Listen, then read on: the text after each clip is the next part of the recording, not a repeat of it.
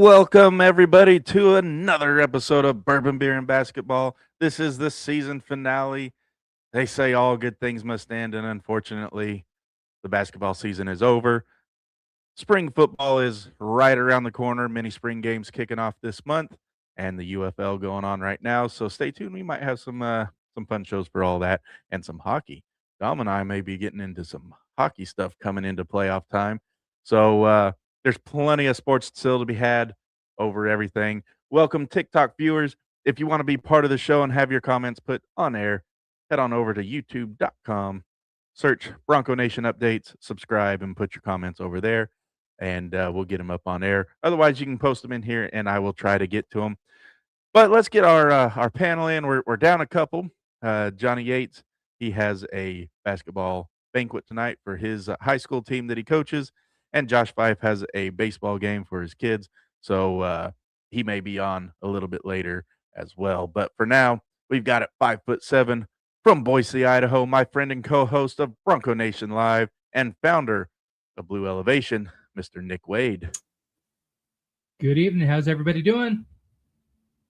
Doing well. All right. And our resident big man, the biggest man we could find, at 6'2" from Chapel Hill, North Carolina, founder of the Sunbelt Syndicate, Dominic Cressetto.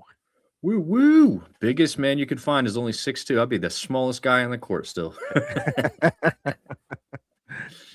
And at 5'9" from Columbia, Pennsylvania, gamer extraordinaire and founder of River Shark Gaming, Casey Wick, who's muted.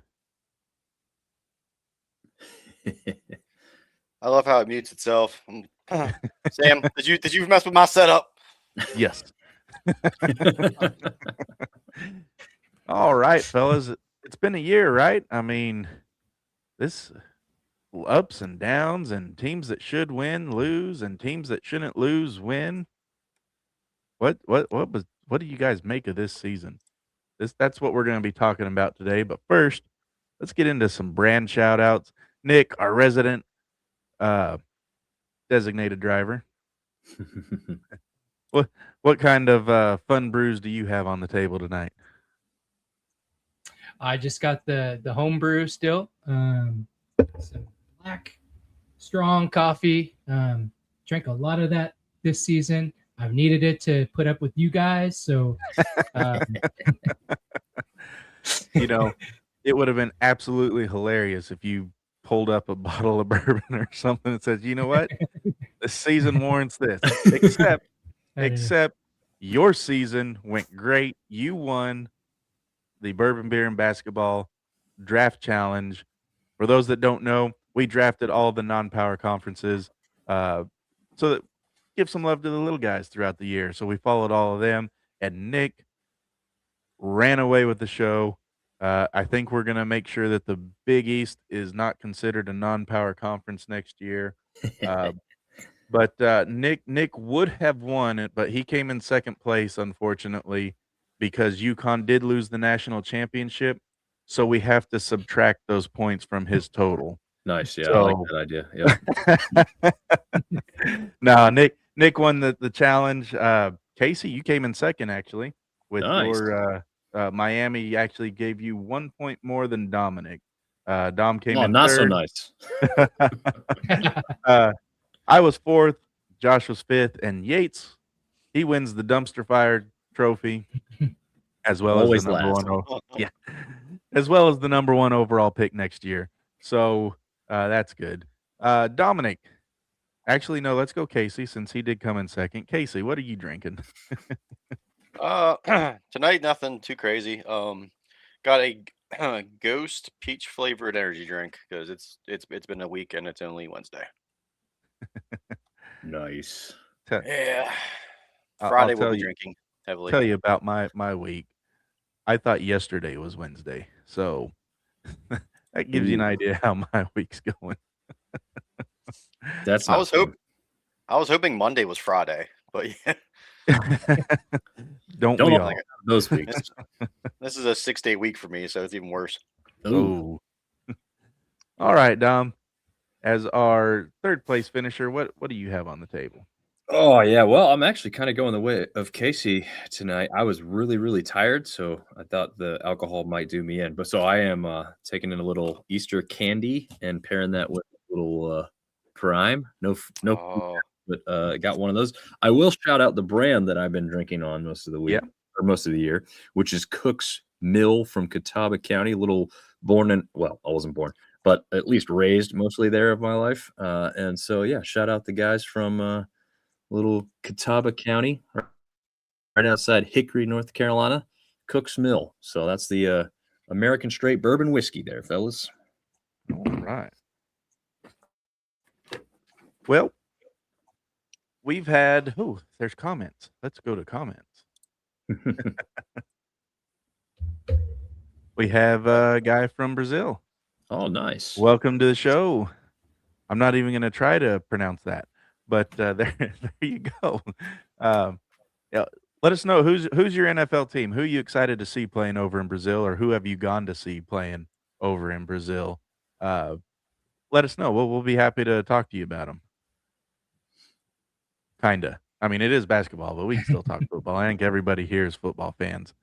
I feel like the one thing, Sam, all of us know now is football, basketball. There's no off season anymore. It's always transfer portal Right. and NIL and so like it's never over. The talk of any sport feels like it's never over in college sports now.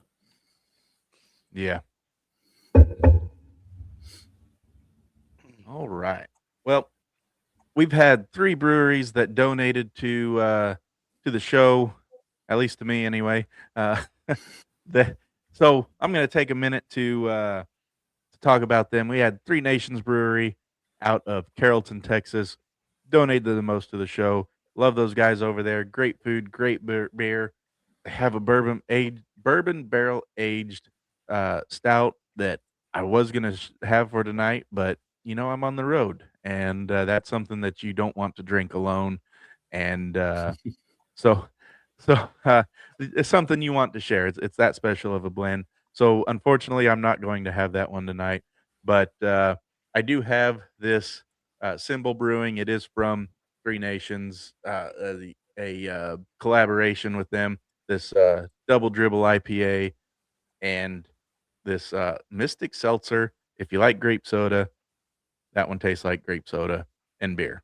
So if you've ever wondered what a hoppy grape soda tastes like, get you one of those. Another brewery, I don't have a beer for them.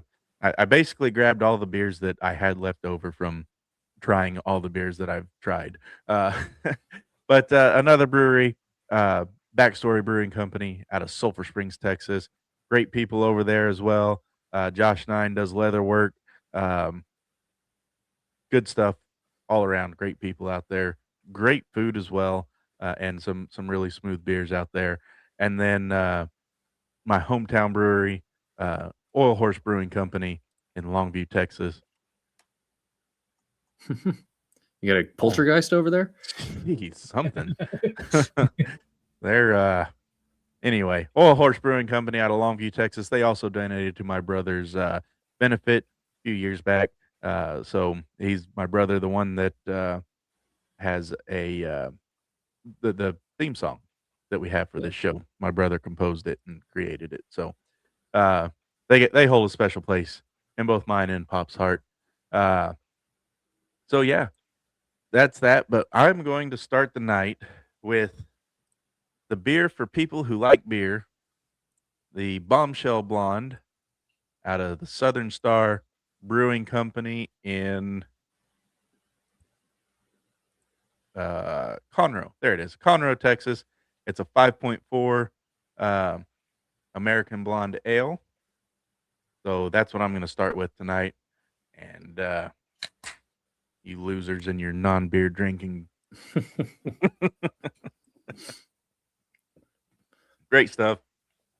TikTok, there you go. Conroe, Texas. If you like American Blonde Ales, that's a good one to go out on. We interrupt your regularly scheduled program to bring you this important announcement from the Emergency Sports Broadcasting Network. We Constitutions should seek shelter immediately. Pop, is about to pop off.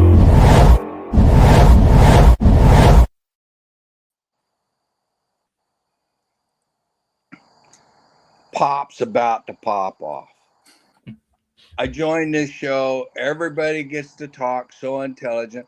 Oh, that power forward does so good. Oh, they're too quick on the backside. Oh, if they can slow it down, they might have a chance to win. Did I get a chance to tell anybody Michigan would go all the way? No, I didn't get a chance to do that. What do I get? I got to pop off. I don't get to be a regular person. I have to be some kind of a butt stain. I'm drinking Crown Royal. Anybody else want to join me? Have at it. It's good on a Wednesday night. But I do have something. I went to it used to be one of my favorite restaurants tonight.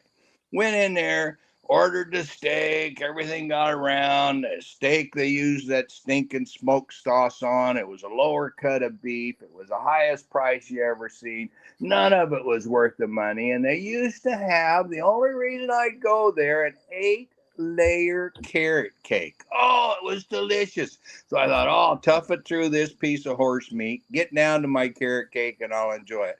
Got down to it. What was it? A little puny 3-layer apple spice cake that had carrots thrown in it, and you had to get somebody to go on Lost and Found to figure out where the frosting for the stinking thing was, and I paid a premium price for it. And the place is going to remain nameless, but they asked me, would you like a box for your leftovers, sir? I want to feed this to my dog. What do you mean? Put it in a box and take it home? No, I didn't do that. And then what happens? I get a call at the last minute. Hey, I got you set up on your phone. You're going to be able to be on the show tonight. And I says, I thought I got the night off when you were off in Little Rabbit, Australia, working job and stuff. I don't have time to learn all this tech. He goes, I got it set up. You push the button. You're going to be on the show, and I don't want to hear anything of it. It's elder abuse. I tell you, I'm being abused.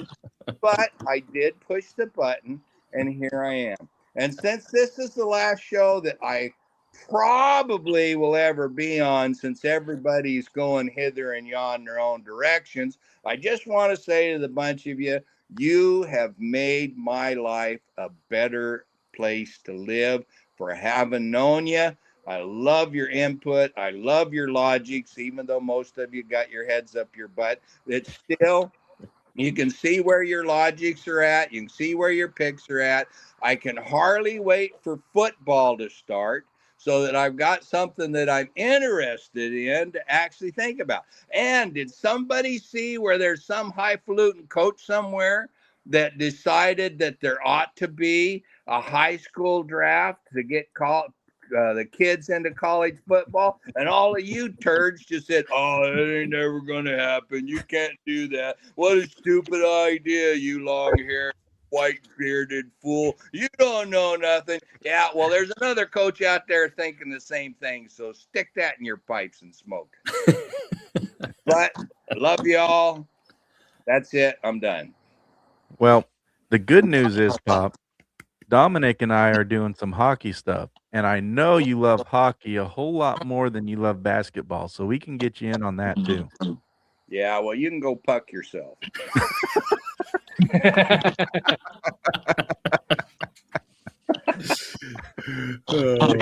You're the only one on there that I got any respect for. I read all of your posts and stuff, and you've got my admiration and respect. I wish I was half the man you appear to be. How tall are you? 6'2". Okay. I'm 5 foot nothing, No man. You're 5 foot nothing? Yeah. Okay. Did you learn anything from watching our shows over the season, at least? Dominic's very good in his presentation of the information that he has. Nick's probably the most sincere. Wick, not John, needs to speak up more and get his face out of the shadows. What? I've really enjoyed the input of everybody. I would say that I felt like my son was the best of the entire panel, but then that would be biased. And Lord knows I don't want to have a biased opinion, but the fact is, it's true that he carries the show. Without him, the rest of you would just be wannabes. Did you watch the Illini episode? Oh, the only thing I could say is he needs to drink less on Wednesday night. All right, Pop. I know you've got a lot going on right now, and you're going to be doing a bunch of traveling this summer within the next week or so, even. So we'll have to catch up with you on your travels throughout the rest of the time that we go live. But Hey, I'm going to want to get up and see all you guys too. So I'll be in South Carolina. I'll be in Boise at some time or another. Where are you at? he's in Pennsylvania. Pennsylvania. I drilled a bunch of oil wells in Pennsylvania. Yeah. You know what? I went to sleep one night and they said there was going to have 6 inches of snow. I woke up the next morning. There was 2 feet of snow on the ground. Jeez. In Pennsylvania. That was you didn't just drill. You had to have a dog sled to get from the company man shack out to the rig. But since I lived in Alaska, I knew how to mush them. And so, he, get out there and, take some donuts out to the guys trapped on the rig. And we survived. I was in a flood one time and we were all in a doghouse and the doghouse floated away. And we're up on the roof, looking and looking and looking. I mean, it was days. We'd run out of food, and all of a sudden we bumped into a boat and help, let us up. There's a big ship. It was made out of wood. We climbed up on the top of it, and all I could say is thanks, Noah. I was waiting for that one. There was something at the end of that, and there it was. Oh man. Anyway, I'll see y'all. It's been fun. Thanks, guys. How do I turn this thing off? Don't press the end stream. Oh, I don't think you have an end stream button. Only I can do that. Pop, before you go, let's get who you think is going to win the national championship in NCAA men's basketball next year from a guy that follows it only because he watches this show. Who's your favorite team, Dominic? No. You pick. I don't even know their names. Okay, Boise State. All right, there you go. There you go. Got it. You heard it here first. Boise State's winning the national championship in basketball next year. I like that. It's not yet. It's like not that yet. So he can't jinx it. Yeah. All right, Raiders are gonna take the Super Bowl next year on the backs of their running back. I believe it. He was blocking for him. Turnaround. Who's blocking for him? He doesn't need blockers. 90% of his yards is after contact. So It Yeah, I really mean is. he did have the senior year he was the league's or the NCAA's leading rusher, and then his yards after contact was the second leading rusher, Mhm. and yet he still didn't win the Heisman. Yeah. Scam. it's all about the money, man. Uh-oh. What's that? Do I need to? Oh no, don't get me We started. interrupt your regularly scheduled program to bring you this important announcement from the Emergency Sports Broadcasting Network. We constitutions should seek shelter immediately. Pop is about to pop off.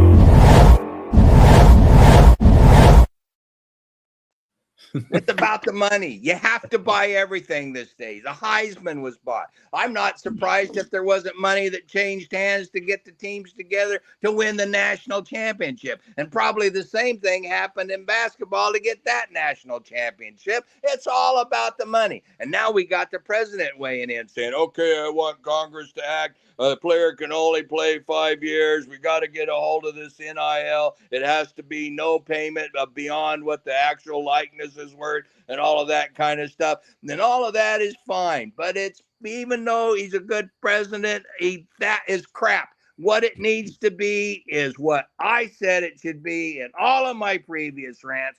Get rid of the ESPN's monopoly on everything. Get the NCAA to have some cojones and actually do the things that they ought to do. Tell all of those diva whiny, I need my money while I'm in college assholes to wait until they graduate to make their money. Get college football back to being a kid's sport and not a man's pay for sport, and get the money out of it. Get it out of the Heisman. Get it out of every award that's coming in there and put it back down to where it's something that's on the field for the pleasure of the player, for the loyalty to the school, and for the pleasure of the fans, and get rid of this hopscotch and bull crap everywhere that it's got to go. Okay. All right. So, anybody else got anything we can get another pop off on? I mean, we've already got 2 of them. Yeah. No, but I think he How do should I have his shut rant this thing sponsored by off? Crown Royal. All right, Pop. I can actually remove you from the studio, so you don't have to push any buttons. So, love you too. Thanks for joining us. You're my favorite oldest son. I'm your only oldest son, so. Well, that makes it easy. Yeah, I should have introduced you to the rest of these guys as something that came out of, you know what. But, yeah. All right. Someone else is going to end the ladies stream and now. That was Pop. He popped up enough. So See you, we'll see Pop. you later, Pop. Yeah. All right. man. Love that guy. Now you guys know where I get it. I don't think your rants are as bad as his. It's not that his rants are bad. They are dang. really, really Santa. I wish you would have seen that.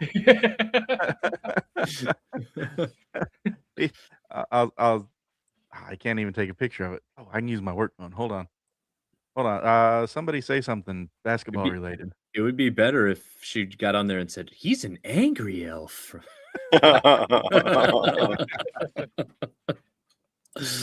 Oh man. Just I mean, that's I agree a with great most of what he says, except for the high school draft. Yeah, no, I'm with you. Like the talent wise, I would like a draft. Sure, that'd be great. But you can't control, like, if a kid wants to do a certain, they want to go after a certain degree. You can't make them go to a school that doesn't have that degree or something they don't want to do. So, as long as this is, and obviously it's still a mockery of some sort with the educational system, but as long as that's still involved, you can't make a kid go to a school. So that's where it just doesn't seem to make sense. But I like the talent aspect. I do like that part. Yeah, no, I agree. I think the one thing that confuses me about all of this is you can go and join the service at 18, you can vote at 18, but you're not legally responsible enough to own a firearm or drink alcohol until you're 21. But at 18 years old, you can make millions of dollars in an NIL deal. Yep. None of it makes any sense about, how we determine whether you're mature enough to handle it or not. It's all money driven. Yeah. And you get pulled into the dark world of NIL agents who tell you they're doing everything that's best for you, but really they're doing everything that's probably best for them. So you're already starting off on a bad foot. But if you go to the University of Georgia, I can guarantee you one thing. One, you're going to get a Dodge Charger. And two, you're going to get all kinds of speeding tickets. Yep. Yeah, felony. Only the really good ones get the felonies. You do know that the Georgia Bulldogs got their new sports director, right? Yeah, Tiger Woods. Oh, I knew. Right when you said that. Dude, how do you do that twice in your lifetime? Tiger Woods, you can do whatever you want. And that's only twice that he's been caught. Right. True. Did you guys see the video, how stoned he was? Yeah. I don't think the dude knew his own name at that time. Someone brought up a good Well- point too, because the part where they're telling him to touch his nose and do like 1 or 2 other tests, like he actually seems to be passing them. I'm not saying he's doing great, right? Like he definitely, like Right. you said, Casey, he's not in the right mind, but he's physically passing the tests that they're asking him to do. And someone brought up the point, like, hey, I know it's probably because he's like an elite, athlete, and it doesn't hit him as hard, but like, how many people would be upset if they're like, I did all the tests right, and you're still telling me I can't operate a vehicle? But I still have ingrained in my brain the first time he got from the last time that he rolled, and they have him on video. He's like, raw. It's oh like yeah, something's off, man. yeah. Yeah, but like, isn't Well- he's dating a Trump though, isn't he? Like Oh, I don't- Trump's granddaughter or something. I don't know. Well, he did call him apparently, but I don't know the Yeah. relationship of why that was happening. So that part I That's never the understood. ultimate. Do you know who I am? I'm gonna call Daddy Trump just- on you. I just got off the phone with the president. Wonder if that's gonna work, man. Didn't seem like it did, I guess. Nope. No, it did not. Hey, did you guys know that it's okay to drink alone now? A loan, as in Lone Pint Brewing. You're not going to be able to see it. Well, you can see the hollowed out stuff. Yeah, there you go. There we go. Lone This Pint. is the Jabberwocky that I had. It's an Imperial India Pale Ale. We're going to go ahead and get the big one out of the way early. You imagine that's green, and it looks really cool. It looks like a hop with wings and a sword coming out of its butt. It's called the Jabberwocky, and it is an 8.5.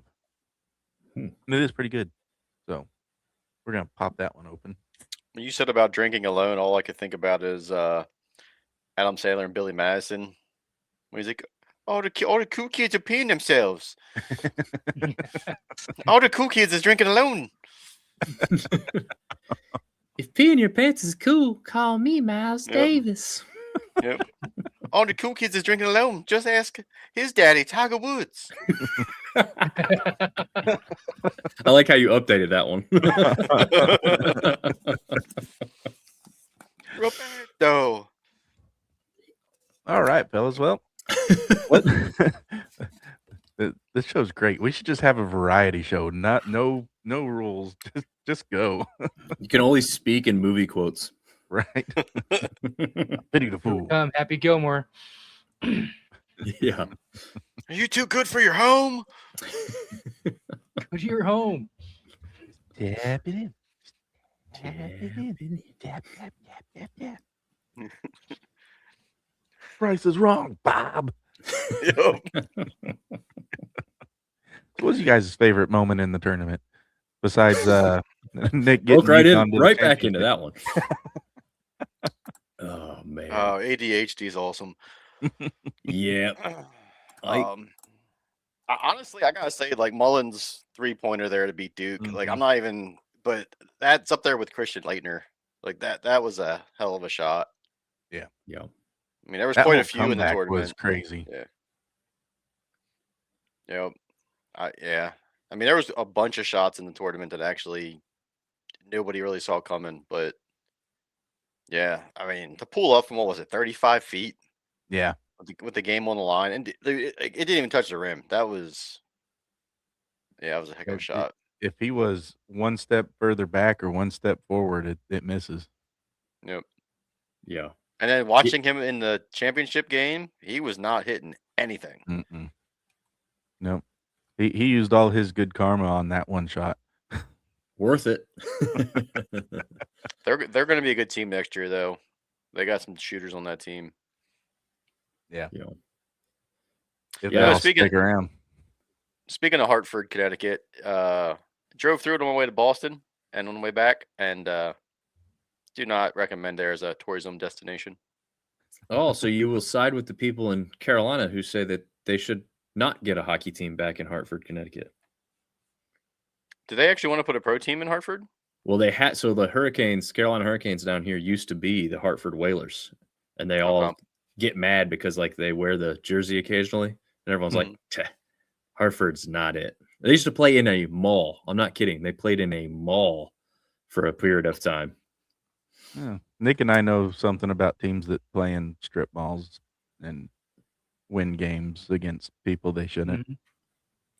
Did Boise do that? No, we played Hawaii Pacific first game of the year. Oh, They play in a strip mall. Actually, they play at the YMCA. The college is in a strip mall. wow. Yeah. Is that like where like Accepted got the whole, idea for the movie? Um, Oh, now, man. so we went up to Boston. We were actually going to go to the Bruins game, but we got up there at like 5 o'clock, and the game was at 7. So Oh, you got time. have you've never been up to Boston, dude? Like I have not. you'll be lucky at that time of day to go 10 miles in like 2 hours. I'll just Jeez. walk it then. You'd be all right. Like I-95 up there is literally 4 lanes, and it was parked. Wow. Yeah, there's Yeah, a lot of people up there. They've got a freeway down here in the Houston area, in the Katy, Texas area. I Mm. believe it's something like 24 lanes wide What? between the feeder roads and the main roads and the HOV lanes. And I think I've seen like videos of that where like one lane that like feeds to it's like 2 lanes wide, and I think I've Yeah. seen. And no, thank you. it's insane. And it's packed during rush hour, it's packed. So The one thing I will say about Boston is they might be the most friendly drivers in bumper to bumper traffic I've ever come across in my life, which is shocking. I believe it. Hmm. They say Yeah, they save all their rage and pent up aggressions for their sports team. Sporting events. Yep. The Yankees. But I will say, like, if everybody's seen the movie Ted, with Yeah. the whole like hooking up with a Boston chick, I can attest that the accents are, they're So terrible. you hooked up with a Boston chick while you were there? I couldn't do it. like listening to him talk ruins it, man. Like, there's a lot of attractive women up there, and like we went to the bar after like our training session for work, and we're sitting there, and apparently this it was called the Chateau. Apparently it's like a chain up there, and we're sitting there, and we get beers, and she's like, "You guys want some bread and butter?" And we're like, people Butter. like eat butter bread while they're drinking alcohol. Like, that's the worst idea I've ever heard. But she's like, "Yeah, you want some bread and butter?" And it's like, yep, she went from being like an 8 to like a 4 just from talking.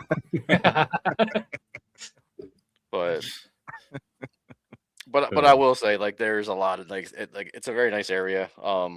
Texas, where you're at, Sam, has a lot of corporate business for with all the policies and stuff, and for Boston being in Massachusetts and all, like, the taxes they have a really good corporate tax rate, so it's Yeah. loaded with companies up there. Hmm. Makes sense. You got to have some kind of draw when you're living a miserably cold place all winter long. So you were Dom, you were up in PA, right? Like, Yep. actually, probably when I was up there, otherwise I was going to hit you up and grab a beer, but but anyway, we went up there and it was 60 degrees when we left, like, Pennsylvania. When we got up there, it was 39. Jeez. Wow. And it rained and stayed like 40 the whole time. And then driving home when we got back into PA, like we finally hit the 60s again. And it's April. Like, I'm like, I couldn't do it. I'd be angry too. I'd want to. That's funny. Yeah. But yeah, there's a lot of attractive women, but that accent it's atrocious. It's a deal breaker. Did you go to Cheers while you were there? We were going to, so we were like, technically the town was called Woburn, which is like 30 minutes north of Boston. It's like 10 miles north, but it's with traffic. It's kind of like Texas. There's a lot of highways everywhere, but Yeah. we were going to, and then it's kind of one of those things like, do we want to take an Uber? And then we looked up the Uber prices, and it was like, yeah, no. Yeah. Like, I'm not paying like $60 each way to just go have a beer at a place. Yeah. Walk in. Yeah. Norm. They probably do that just to. Probably. We did last night up there for dinner that we did go to it was like Maki. It was like an all you could eat sushi place. Yeah. Sushi's good? awesome. Oh, it was good. Okay. No, like you could like literally order like General Tso's chicken and like a sushi roll, and then bring it out to you in a Ooh. plate. And like once they noticed you were like almost done with it, like what else? Yeah. And it's like They got okay, one of those places. It's Mizuki's, I think, right down the road from where my hotel is right now. Great stuff, but you get a 2-hour limit, all you can eat for 2 hours. yeah, theirs was 90 And minutes, and it was like $36. So you're like, I gotta get my money's worth. yeah, so Dang. the sushi, Korean barbecue, fried rice, lo mein, everything Ooh, you could Korean want. barbecue. Yeah, it's amazing. You know what, But I guys? will. I will be back in an hour and a half. Yeah, you should have done the show from there. Take Right? us with you, Sam. Grab your TikTok. Can you smell this? Oh man, yeah. I will say though, like every time I go out of the state of Pennsylvania, like with the alcohol sales, it makes me mad. Yeah, because it's so much easier. Mm-hmm. Like you go to the grocery store because like we get up there and there's always something somebody forgets. Doesn't matter how well you pack, there's always one stupid thing you forget. For me, it was my my watch charger. Hmm. But we go over there and I'm like, oh my god, there's a whole aisle of nothing but wine, liquor, and beer. And like half of the one aisle was nothing but refrigerated beer. And I'm like, I can't even buy beer at the grocery store that I go to.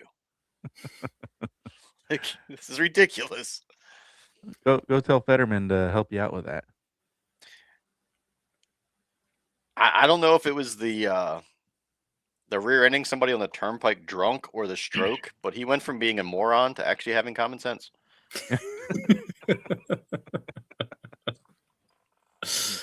Like it's sad that like he is probably the most intelligent like congressman in the state of Pennsylvania, and definitely probably the most intelligent on that side of the aisle in Congress. Yeah. And I think they're going to kick him out. Honestly, I think they're going to find somebody else to go along with the party nomination. Hmm. Nick, what was your Well- favorite moment of the tournament? There was several. Let me rephrase that. One of What was your favorite non-Yukon moment of the tournament? okay. we can narrow it down real quick. Probably the whole Utah Valley drama going on in my WAC conference. That was really entertaining. It would have been even better if they would have found a way to win their conference tournament and then made it in, and so they could thumb their nose at the WAC on their way out. But that's probably one of them. But probably the two best moments are the ones that came out of the Big East and the Big Dance. Yeah, Villanova laid a turd for you, but St. John's and Yukon, they're the reason that you won. Yeah, and probably the two best games of the whole tournament came from them, or at least top three. Right. Oh, ladies and gentlemen, we have Yep, some incoming. subs coming in. We have officially killed enough time talking about everything that's not really basketball related. So I mean- yeah, this kind of cool. So whenever they log in, we're just gonna call it a show at that point. We'll just be like, all right, it was nice talking to y'all. Let's no, but seriously. Casey, Notre Dame, not as good as basketball or their football team. I did want to ask you. I know he said we're going to be just a conversation kind of night, but I did want to get your opinion on what Notre Dame has to do to match that intensity of their football program. Clean house. Yeah. I mean, I don't know if you guys are paying attention or not, but almost all their decent players are in the portal. So, I mean, when your coach can't coach, but the whole reason they didn't fire him is because how high his buyout is. Yeah. So I guess they're going to use some money to go after some players in the portal. The problem is Notre Dame actually requires the kids to go to school. So not a lot of players are going to want to go to that. Like you're going to throw a lot of money at it. Right. Like I didn't realize how many transfers Michigan had. Yeah. the first team in NCAA history to start all 5 transfers. I mean, have we officially gotten to the point where now like college sports is no different than like the Yankees and the Red Sox with buying championships? More so the Yankees, but I think it's worse than baseball. yeah. Because it can happen mean- every single year. Like the Yankees and Red Sox can load up for a 2 or 3 year run, but it's going to end. Right. I don't know if it ends when you have these power conferences that can outbid every single mid-major team. You can outbid mid-major conferences in a single team with their money. It's not going to be easy or fair on the smaller teams for a while. At some point, though, the donor money's got to dry up, or they got to get tired of putting it out, right? Especially if they're not winning. That right there is the key. Yeah. As long as you keep winning, I people think are going to keep their own money. Yeah, I was going to say the big guys that have the donors that are million or billionaires, that it's not going to hurt them for a while. Yeah. Whereas you're asking people from smaller public institutions that don't make a ton of money and have 2 or 3 kids to keep throwing money at a program that is not winning championships. You're going to lose those donor bases before you ever lose the million and billionaires. And then it's going to get even worse. Yeah. I think I did see, I can't remember where it was. It was the dude has a lot of money, like multi-billions. Pretty much said until like the team starts winning, he's going to stop donating. And Yeah, I'm sure that it'll was, come to me like, Who I was was thinking it Mark that- Cuban, but it wasn't Mark Cuban. Well, there was a Yeah. Luke Combs from Yes, App. Luke It Combs, was. I that's- think it actually was Luke Yeah. Combs. Yep. Yeah, so Luke Combs donates to App State. Let's quash that rumor that he doesn't give money. He just doesn't give money to the NIL fund, and for that I do not blame him one bit. You won't be getting $1 from me for NIL fund. Hold on one second. Big We got a fan of comment. your work. Yes, this is live, and you should share it out to all your friends. Nice. And we're glad that it recommended to you on your front page. Grab a Means beer we're and come doing join us. something right. Yes, grab a beer, come join us. Let us know what you're drinking. See, I think the biggest downside is, and we're all roughly the same age. When you were in high school, how much did they influence you to go to college? A lot. Right. And the whole point was to go to college and get an education. Like, so college was, now these kids don't even actually physically go to college. They live on the campus and take online classes so that they can play the sport year round. Big fan. like- You just became we just became your big fan. So send it to both of your friends, and then you'll make 6 new friends, because we're about to bring on 2 of our other panel members. Where am I at? There we go. At 5'10" from Twin Falls, Idaho, the our connoisseur of all things basketball and statistician superstar, Josh Fife. Let's go. Yeah, he's made it. And Woo. also bringing Is up that a the Braves rear, shirt? some a position he's been used to all year long, from drafting to placement. At 5'8" from Plano, Texas, official USA Basketball Youth Development licensed coach and Plano West basketball coach, Johnny Yates. Party people, I'm here. I'm late, but I'm here, and I didn't really appreciate your joke.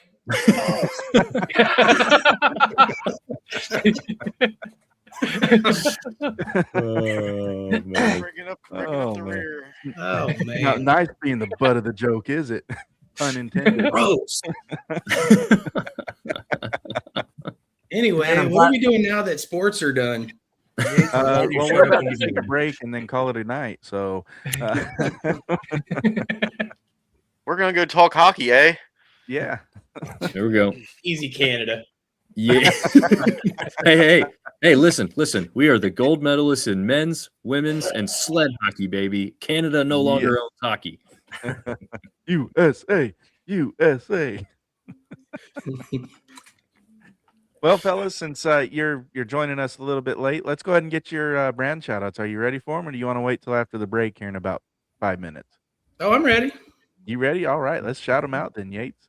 Yeah, because what I'm gonna do is just go back to an old faithful here, and get a little sucker punch from Three Nations. You know, that little Nice. watermelon ale. That's such a great and crisp little flavor right there. It's great for the summertime.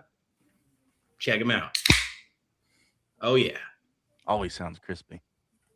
Always. And yes, that's the same Three Nations I shouted out earlier in the show. Great friends of the show gave Yates and I a bunch of stuff that one week. And then they said, you know what? You can pay for it from now on out. So we have. You're like, you watched the show, you owe us double. Josh, what do you got on the table tonight? I'm going with a Coronado Brewing Company. It is called a Tiki's Pineapple Hazy IPA. Ooh. Pretty cool tiki can here. Speaking of summer, it's been nice weather in Twin Falls, so for us that feels like summer. And it's a limited release. I don't know how limited, but 6.8 Pineapple Hazy IPA. Does it go on pizza? It feels like Yes. you could dip your pizza in this beer. Yes. Delicious. Nice. I gotta ask Josh how he's a big Braves fan all the way in Idaho out there. I like it, man. Well, listen, when you grow up with 3 channels and WGN and TBS are 2 of them, you went with Chicago or Atlanta. So I went with the Bulls on one side and Atlanta on the other. And then my son plays for the Braves this year. Oh, nice. Shout out to the Atlanta Braves of Twin Falls. We won in the bottom of the 6th on a game-winning single. Let's go. Nice. Nice. Are you coaching? Yes, sir. That's what I'm Nice. doing. Yeah. What's You're your coaching them to victories. 2-0, baby. 2-0? Nice. Yates, Yeah, you watch remember that. when You're you gonna were come down here 2-0, and take right? that Yates, you remember when you were 2-0, right? job. Long time ago. So we've just been kind of chilling and talking about Pennsylvania, and you guys missed Pop. He popped off twice. You did. Sorry. Right. Maybe if he's watching, maybe he'll log back in. Pop, if you're watching, just go ahead and click that link again, and you can come in and pop off with everybody now. Since you love doing that, I mean, you've said that we don't invite you on the show enough, so and you have adoring fans calling you Santa in the audience as well. So I mean, come on, Pop, come on back.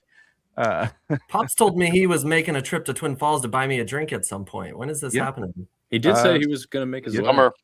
I recall. He's gonna be he's gonna be making his way all around the United States this summer. So going on a Excellent. road trip. Yeah. To summarize though, Nation Yates tour. and Josh, we all suck and Sam's great. That's what Pop Yes. said.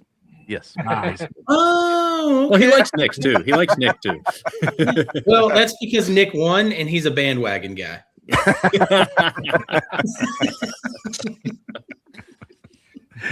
Oh, good. Time out, though. I do want to bring up our little ESPN bracket tournament here.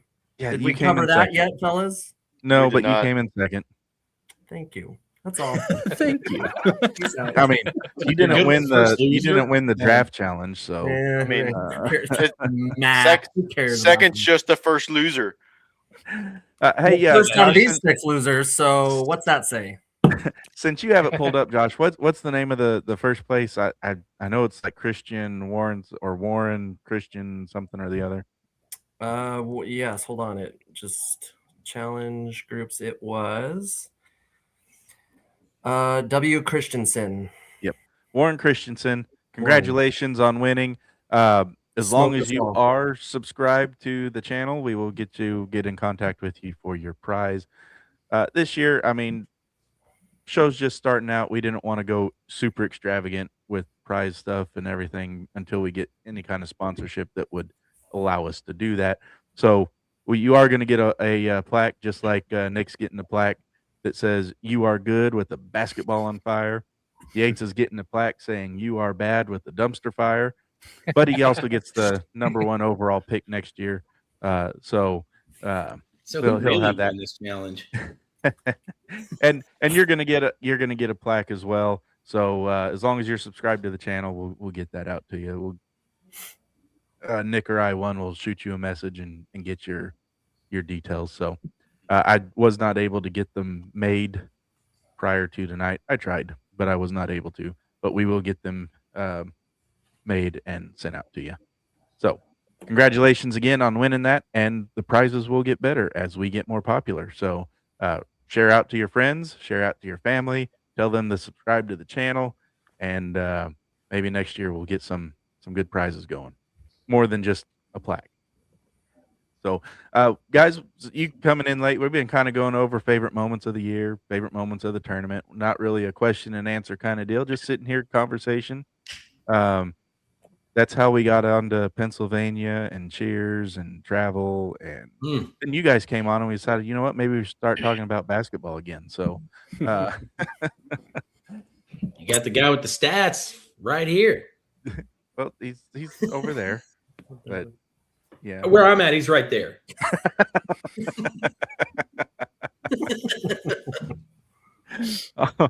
all right. So, what do you guys think? Since we've been doing most of the talking, why don't you two talk for a little bit? Yates, take it away. Favorite parts of the tournament. Was it when Arkansas lost by 20?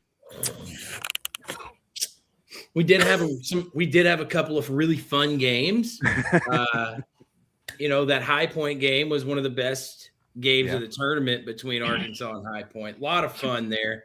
And then it wasn't as fun. Thanks, Arizona. Outside of that, really just watching some of the teams kind of outperform what their expectation might have been, like UConn making that run that they did in the tournament was a lot of fun, especially giving Michigan the best possible game that they could have given them. With the matchups, it looks like on paper it was one of those where, man, Michigan should run away with this, and they didn't. There's so many fun games in this tournament. I know that some people are against NIL and talking about how it kills the tournament because you don't have the 15 seed upsets. But at the same time, let's look at how these games have gone for the most part, outside of Michigan and Arizona whooping everybody until they didn't. So, that was my favorite part, just actually getting to watch all of it. It's kind of funny that people say, "Oh, we don't have the same tournament," whenever you have Siena almost taking down Duke, and High who Point. lost. yeah. Well, High Point, basketball, sports in general, but in this case, basketball is responsible for putting some schools on a map. Yeah. Before this tournament, there may be a handful of people that could have told you exactly where High Point University was. And now it's wait, they have this luxury resort type campus, and they chartered in their students on a plane. What? And now they have one of the higher enrollments from the tournament just based on all that. It's how many people knew where they were? Well, now you do. Thanks. Thanks, March. Yep. But to the point, Siena almost beat Duke, who lost on a last-second Hail Mary to UConn, who took Michigan down to the wire. So, that's how close you are to a 16 seed making it to the national championship. So, and the transfer portal's got to help with that, because you got all these players that would go to the one-and-done schools and sit the bench for a year and then get to play, maybe. Yeah. Well, now you don't have to sit the bench to maybe get to play at a championship school. Yeah, it was Yeah, go ahead. Go ahead. Sorry. Right, you can go to a second tier or even a third tier school, start, get your reps in, and then go play out of the transfer portal or go to the NBA or take your team on a run like San Diego State did a few years back. So, in that aspect, the portals help the game. Where you could say the portal is the balance to the NIL. Because the NIL is going to take the players to the high paying schools, but the portal is going to take those players that are being replaced down to the mid-tier schools that'll make the runs in the tournament. Yeah, and it's when we were breaking down that High Point, I know I keep going back to them, but I looked a lot into them with that matchup, and they had a transfer that played 2 years at UConn, another one that played a year at Arizona, another one that started his career at Kentucky. You were getting high major D1 dudes that were playing. But then you had their point guard, Rob Martin, who was a Division III, Division II type guy, just because simply he wasn't 6'2". Yeah. He was 5'9", you know. You know all but it about just- that. You know all about 5'9", right? Not quite. Almost. I have to reach and jump for that. He was the 3-point shooter? Martin? Yeah.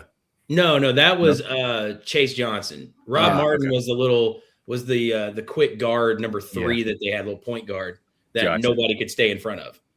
And that's still crazy to me. His very first 2-pointer, Johnston. Yeah. Very first 2-pointer. Game winning. Yeah. Yeah. Or I game mean, stealing. that's crazy. That's You and then want they to lose to- know something else crazy?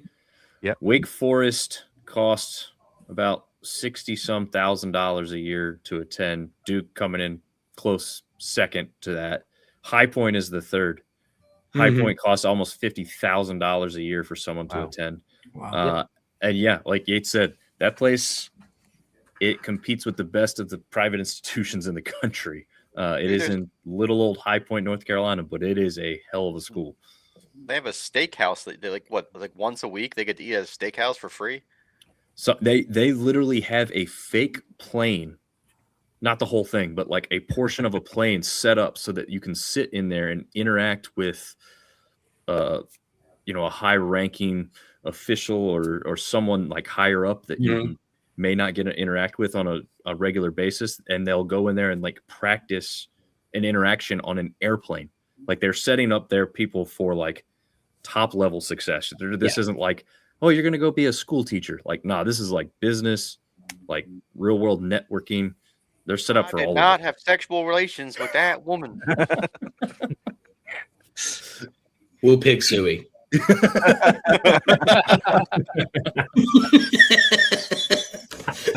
All right. Well, I know There's a dub for the University of Arkansas.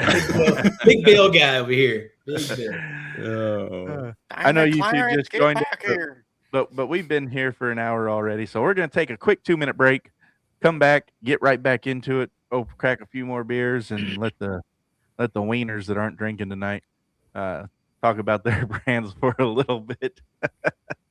So break out your Easter candy and your beers and bourbons and primes and waters and what else, and your brews, your home brews and all that. Break them all out. Get ready to come back. Leave us comments. Let us know what you're drinking, what you're snacking on, and what your favorite moments were this year in basketball.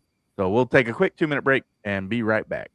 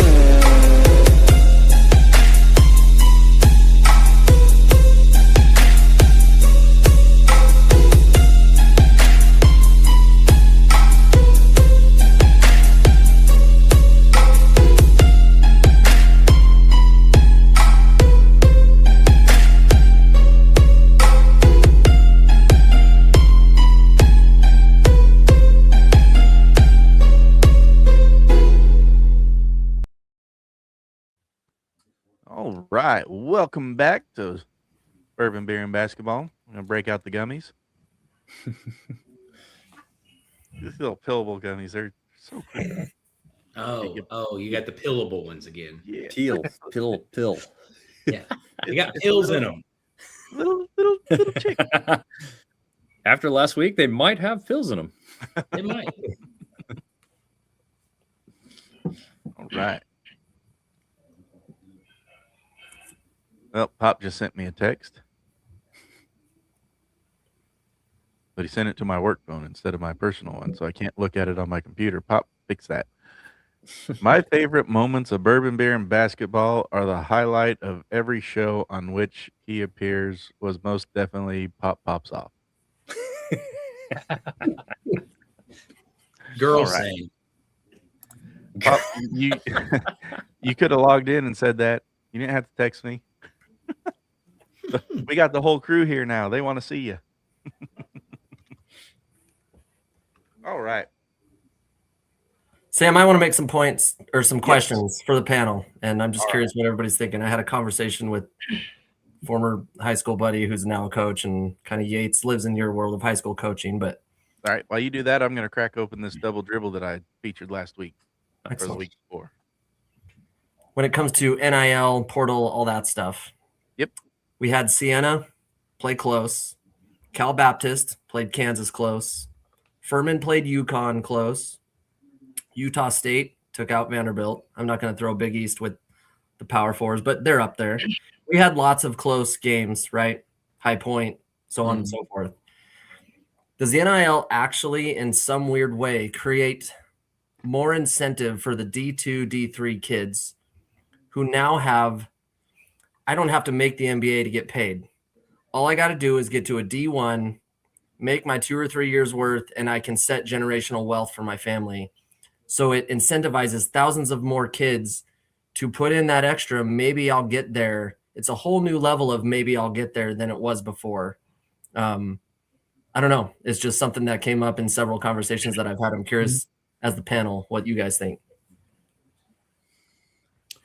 I mean, I think that's pretty accurate to say of like there is much more incentive to work your tail off and get as good as you can just because you might get picked up from somebody that needs a guard or a big, like we mentioned Wake Forest earlier, so I'll throw them out there. Like Wake Forest needs a point guard. Okay, well, we can get X amount of dollars for this kid that's playing at North Dakota State that might have never had that opportunity prior to that. So, I mean, I think that's definitely something. But on the flip side of that, makes it really hard for high school kids. It's the hardest it's ever been for a high school senior to play at the next level. Completely. And now Funny you should mention North Dakota State.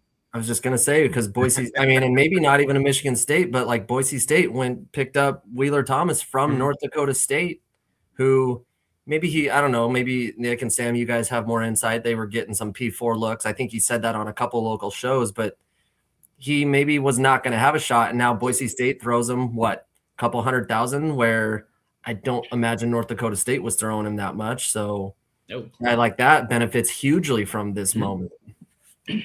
And shameless plug, Nick and I actually have him on Bronco Nation Live tomorrow night right here at 8 o'clock, 7 o'clock. What time is it, Nick? 7 Mountain Time. Pillable gummies. So 8 o'clock my time. There we go.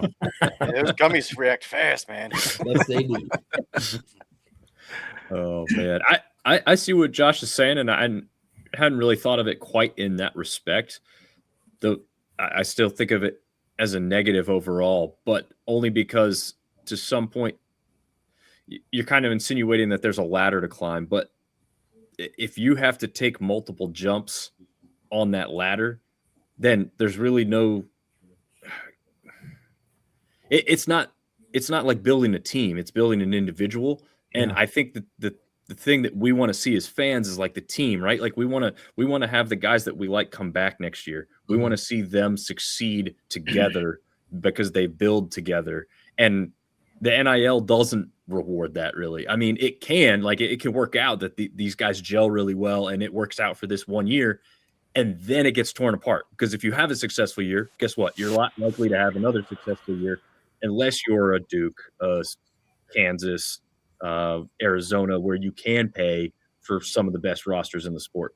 So I do like that aspect for individuals. I do think that makes sense. And like specifically, we talked about other things. So I'll talk about the Sun Belt. They've been really successful. Some of their best players, their standout players, the last 2 years have come from junior colleges.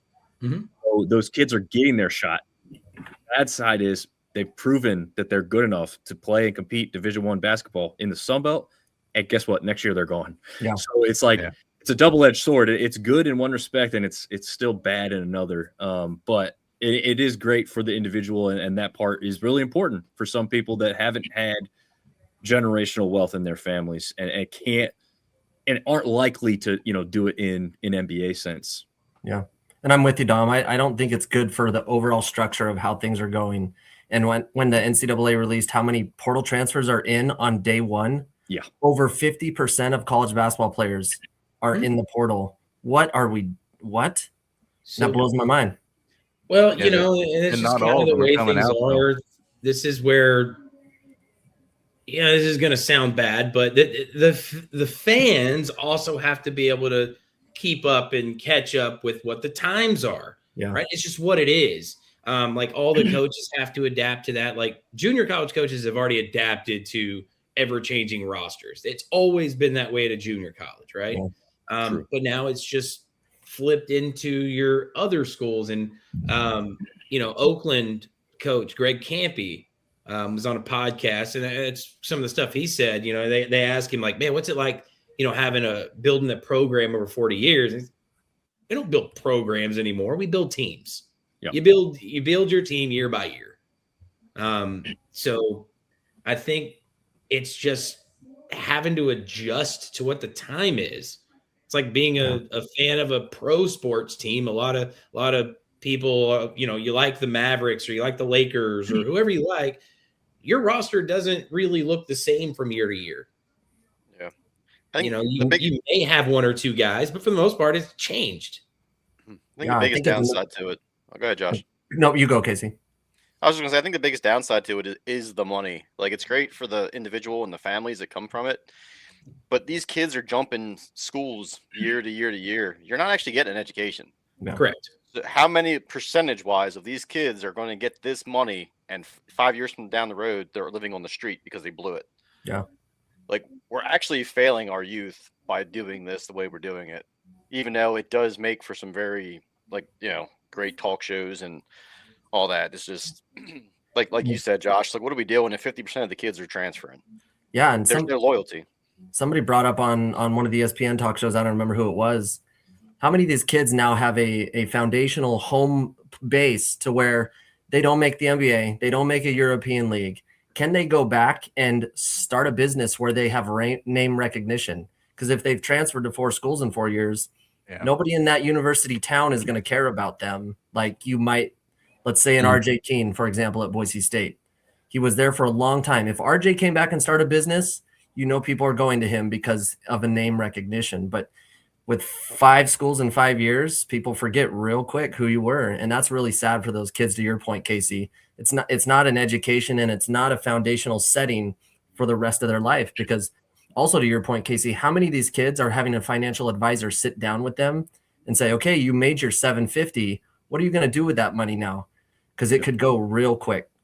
Yeah. Agent gets his cut, Uncle Tom gets his cut, Yeah. And just to get some unpacking of what you three just said, I'm a fan and a media guy, and I like to interview people that have a legacy, people who are Hall of Famers in the school. And, my fear is that that's going to go away. And so as Johnny was saying, as the fans, we have to adapt, right? So now I do enjoy the free agent market. It does remind me a lot about, like baseball, right? Baseball has always been predominantly free agents, plug in somebody that you need. So that's where, especially with mid majors, where, there's a lot of coming and going now.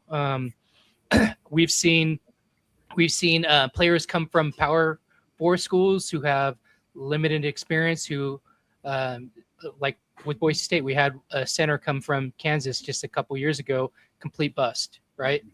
And then you have like a player that came from Indiana Wesleyan, from Division II, came great. So, that's part of this. As a fan, getting used to stuff like that. Football's kind of got me acclimated to this, and now we're seeing more of it in basketball. But as a fan, I like legacy. I like the Chris Childs of Boise State, who come back, who they have name recognition. He could come back to Boise, and most people would know who he is. But you Guy have that knocked out Kobe Bryant. right. Knocked out. But, People love that. but, People Slight love that. exaggeration. You let them know what's up.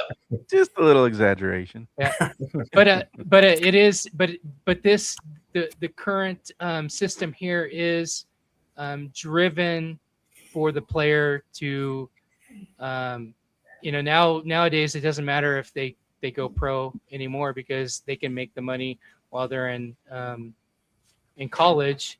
And I don't know, I just think part of me is sad because of that, because I like to interview future Hall of Famers, or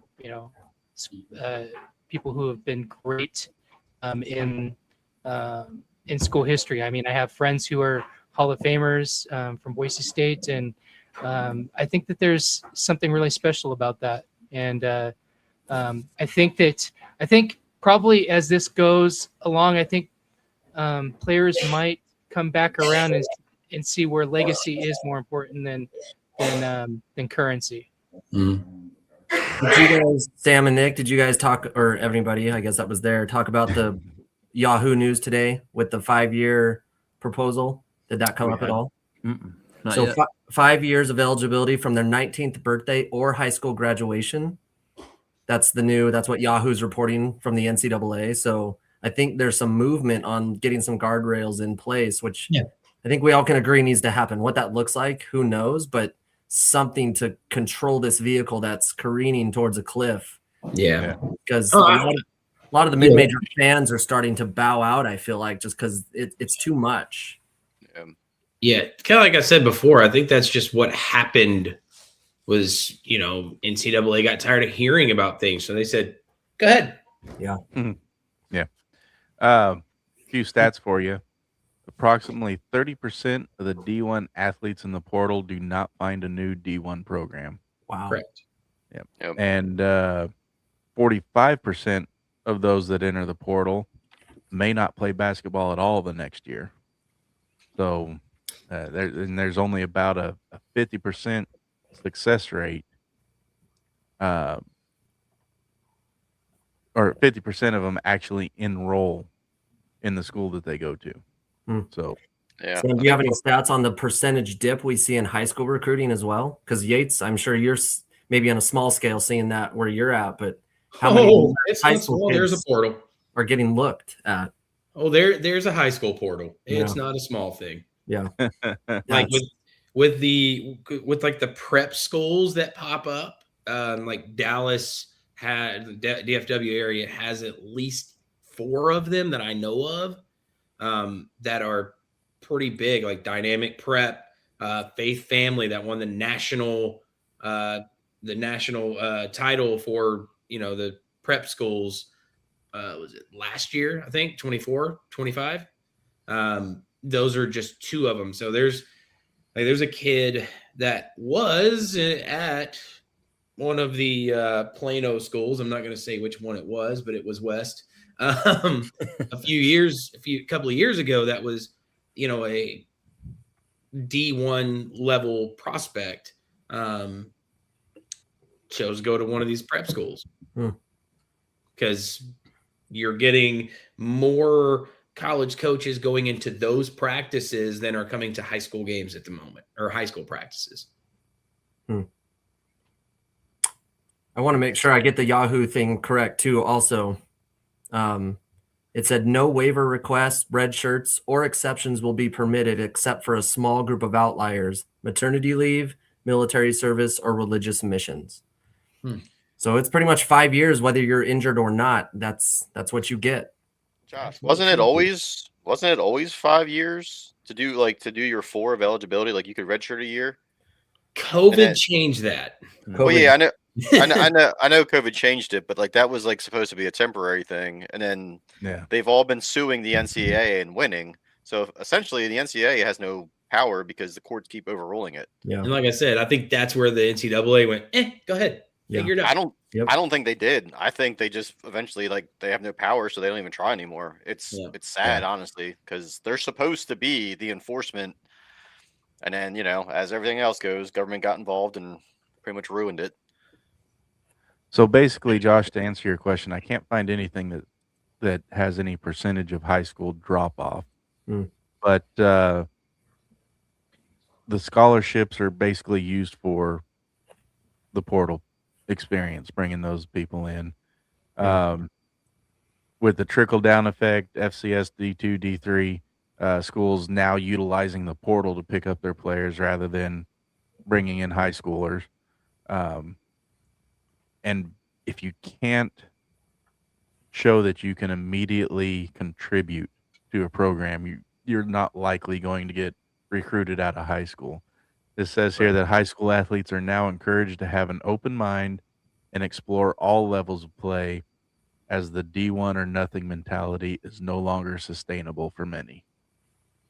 So you're basically, if you're not a McDonald's All-American, you might as well be looking at D2 or lower, or the lower tier of the Division I, just to get in the reps, to be seen, to try and get picked up out of the portal.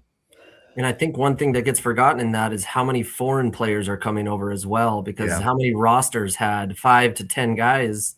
I know we talked about it on one show. I can't remember what team it was. They had like Illinois. Half the roster was kids from Europe. The Illini. I just want to make sure y'all know that. Hey, glad I mean, Yates, what did Cal say about the eligibility, about the records? Like, there's really no way to verify them. So, like, the dude literally theoretically could be 30 years old and he's a high school graduate. Yeah, that's where he's saying, you got these guys that are 26-year-old, 3 kids, a mortgage on their second marriage, and playing against 18 and 19-year-olds. Which this NCAA rule that came out today, if they implement that 5 years from 19 years old, so you would see that go away. 24 would be your oldest kid, except for missions or whatever. Is that like across the NCAA, or is that like only like U.S. birth? That was according to it was Ross Dellinger via Yahoo that was reporting on that. And it was the whole NCAA. So, well, the problem with some of this stuff is like there's not a single aspect of sports, not just basketball, but this works really well for basketball, that rewards us continuing to do things the right way, right? So a player is incentivized to leave because of their single soul success. So they get rewarded with more money if they move up, right? And so the same with a coach. And a coach also has to worry about, if I don't win, I could be fired. It only takes 1 year anymore. If a program that believes that they should have won loses, UNC to VCU, gone. So, I mean, I know there was some rumors that UNC wasn't really happy with Hubert Davis before that, but like that shows right there. I mean, look at his record, and he still got fired. Yeah. So he can't afford to say, I'm going to build a roster with kids who really want to be here. From the high school level, we're going to have them for 4 or 5 years. You can't even do that. Like, it doesn't make sense, because you could literally lose your job. So nobody's going to go backwards because you can't afford to. So like fans that think it's going to change, it's not going to change. Like Yates said, you have to accept it. The only thing I'll say with Yates's point is, like, pro teams kind of, change every year.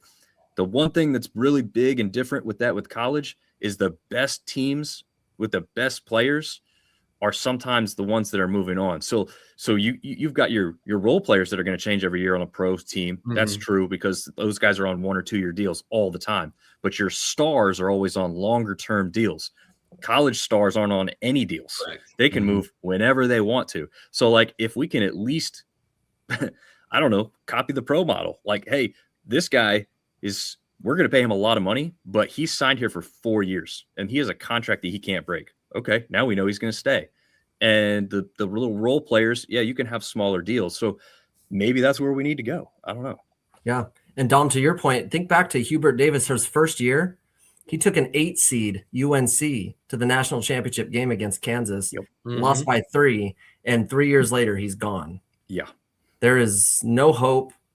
And if you don't continuously win, and I would honestly say that's true in some high school world. Maybe Yates, maybe you see that in Texas more, but maybe not so much in Idaho for us Idaho people. But big time high school programs, if they're not winning quick, I would bet those coaches are on the cutting block too, pretty fast. Yeah, I'm not seeing that as much at the high school level, at least, public high school, I'll say. It might be different in private schools. Can't really speak on that world. And the prep schools, for sure, you have to win. Yeah. But like the high school level, it's still like a lot of times these are the kids you have. You're not recruiting. Yeah. We don't use the R word recruit. No, we don't. But we sway them to want to enroll in our campus. There you go. Dom, I'm wondering, like with the Sun Belt Conference where you're at, mid-major, everybody knows, right? Sun Belt. It's a very popular name. Do you hear chatter with your sphere of influence that it's just kind of one and done land now across the board? If a player shows this much hope to go play at a Power 4, is the talk that they're gone? I mean, is that just kind of what everybody has accepted? For basketball, 100%. Okay. No one expects. I mean, for the second year in a row, every single first, second, and third team player from the Sun Belt has entered the portal. Wow. And most of them, I think all but 1 or 2 of them, did not return to the school that they left last year. And probably the same for this year. I mean, like something like baseball, where the Sun Belt could arguably be a power conference in baseball. No, those kids aren't necessarily leaving from year to year. Baseball programs in the Sun Belt actually pay pretty well, from what I hear, but basketball can't pay. I think the team that didn't even win it all paid the most out, which is apparently South Alabama.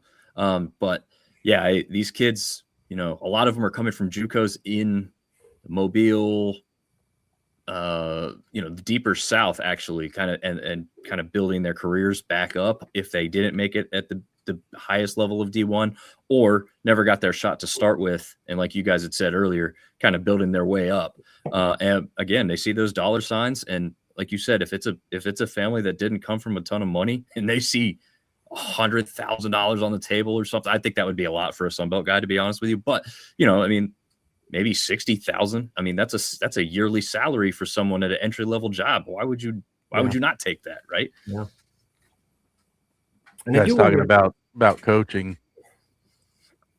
Even if you do good in this environment, you're going to get fired. You look at Virginia, their women's basketball coach took their team to the Sweet 16 from the first 4 and still fired their coach.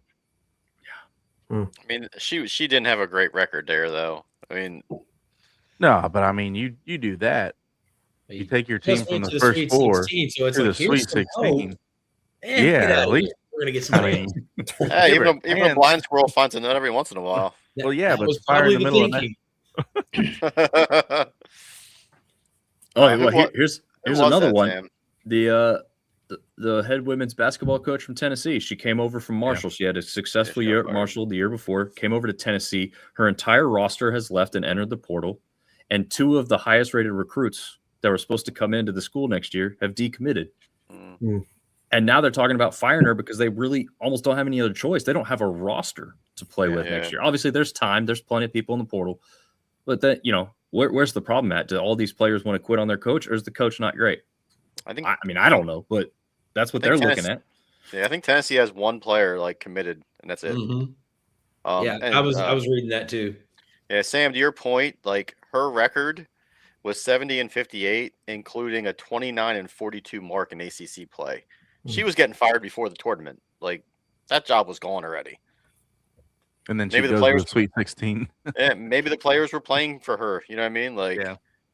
29-42 in conference. If your school is remotely serious about winning, it's not a good record. Yeah. Unless you're in the SEC. It means more here. Gates, totally. I was just going to bring up like regionality to this whole thing. There's a lot higher population area in the southern area of the country than up here in Boise, let's say, right? I mean, far more players are interested in playing sports down south and in California than Northwest or North Central America. And so Because of the cold. Yeah, it's because it's not cold. It's weather driven, it's population driven, it's interest in life, right? Yeah. I mean, the kid that's coming from North Dakota State, he talked about Boise being similar to Fargo, North Dakota.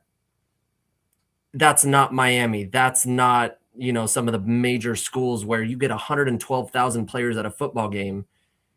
There are cities that don't even have that are hosting college games. So that's just a whole nother perspective to this whole thing. That's a good point. Yeah, you also talk about something that doesn't have anything to do with sports is a great point.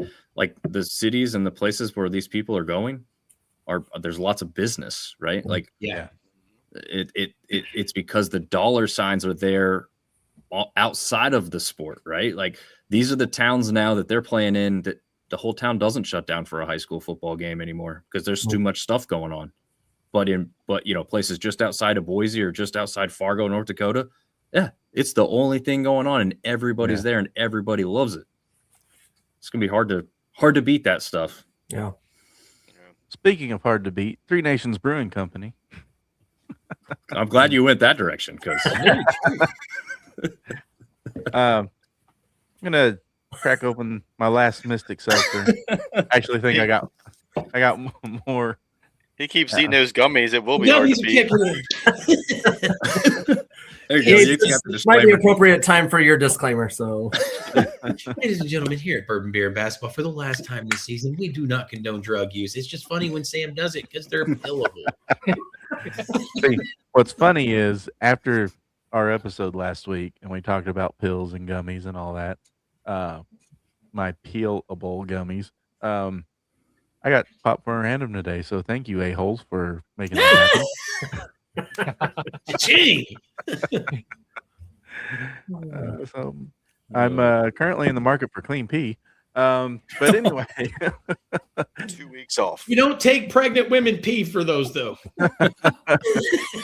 Did you just assume my gender? I hear Tiger Woods isn't busy.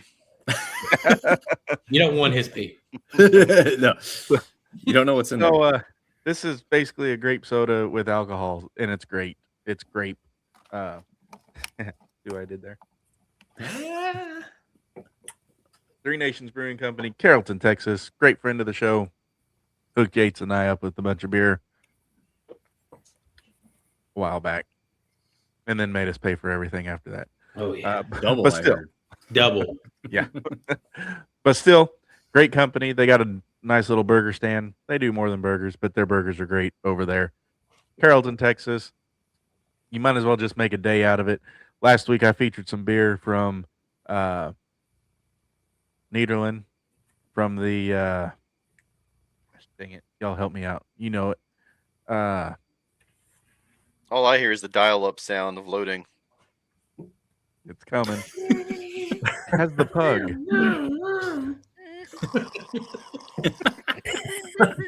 That's not. That's pretty good, Casey. Hold on, I find it real quick. The 90s never go away, do they? Dude, kids have no idea. You know what I mean? We had to earn how it. the internet used to be on a CD. Right. Yes. 53 minutes. Mom, get off the phone. I need to get on the internet. So Buxton Brewing Company in Nederland, Texas, they have great beer, all kinds of awards all over their wall. So if you come to Texas, there's some great breweries. You got Carbach in Houston. Again, wherever it's blacked out, picture it's green. That's the Hopadilla IPA.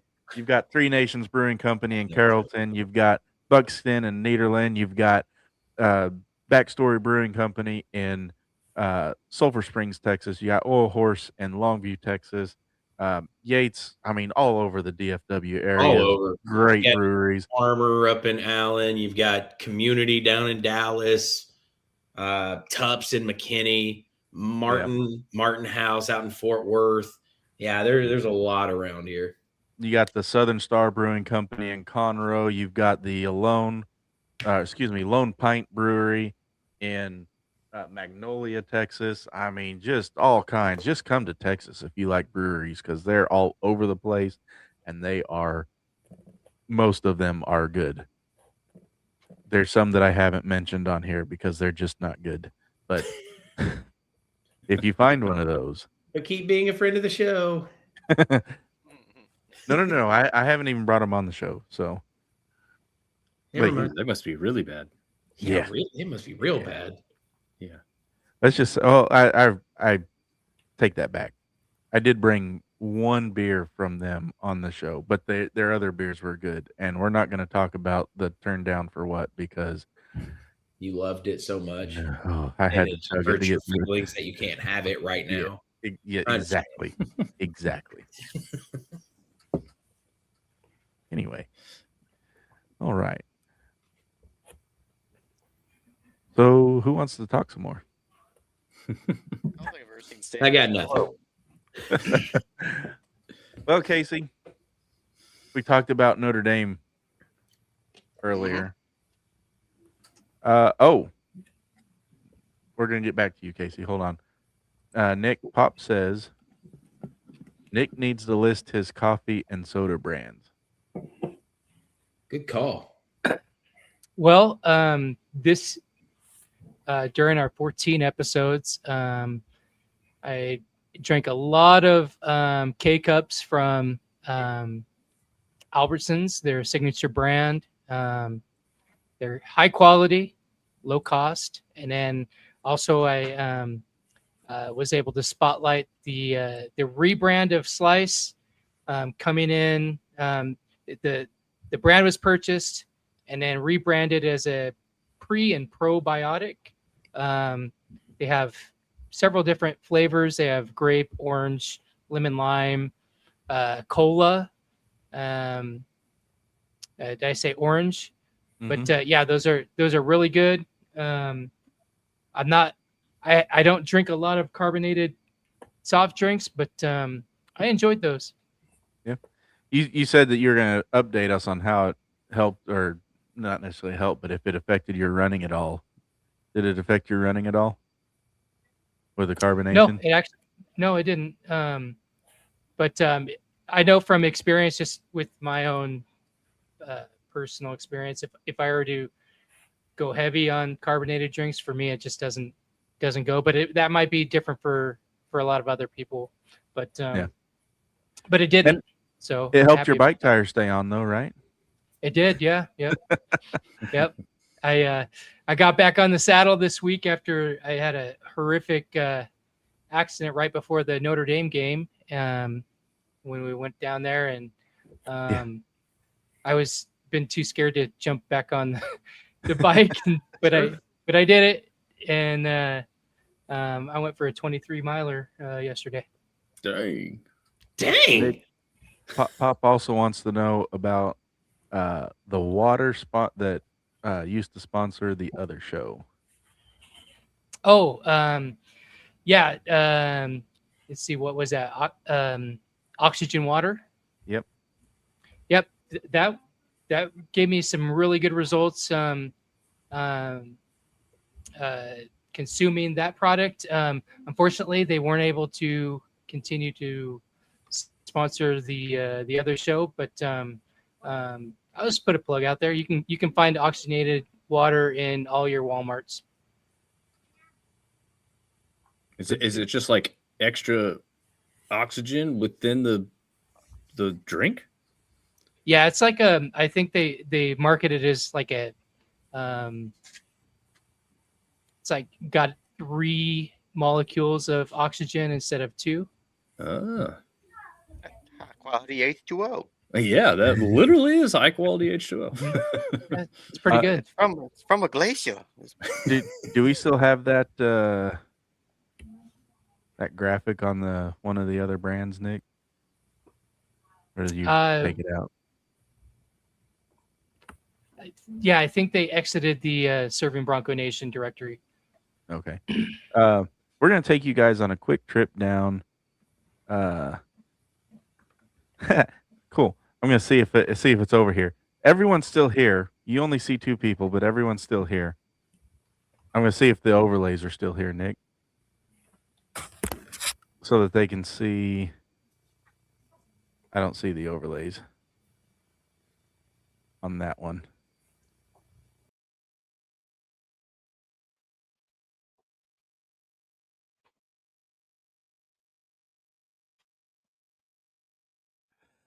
All right. We'll get back over here. What are we doing, man? No more gummies. We're back. Whatever you We're want back. to do. It, No more gummies. No more gummies. I was looking for the oxygen water brand label so Dom could see it and anybody could see it. So that so I they don't can- need to shout out Sam's job. Sam's No. job. I am fine. So it was Yates yeah. that reported him last week. And I'll do it again. You know, we just kind of took you down memory lane with how very basic Nick and I started versus to where we are now. So it's kind of cool. Kind of cool to go down there and see. And I actually went back and was going through and clearing out some space on my hard drives and stuff going, wow, we were really bad before compared to now. I mean, obviously back then we thought we were great, but Sure. Just like anything, you get better with time. is Nick frozen to anybody else or is it just me? Yep. Oh yeah, he's frozen. All right. I am. Can you hear me? Yeah, We we can can hear hear you. you. Frozen and blurry. Okay. You're frozen and blurry. Yeah. I'm Sounds trying like to a mess Tesla around with song. stuff, so that's probably what's going on here. I took us down memory lane and you had to stay back there and relive it a little more. Yep. I stayed. We're unique like everyone else. Yeah. All right.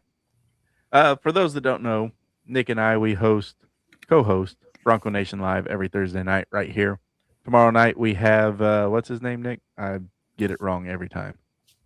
We have Damari Wheeler Thomas from my North Dakota State Bison from the Summit League.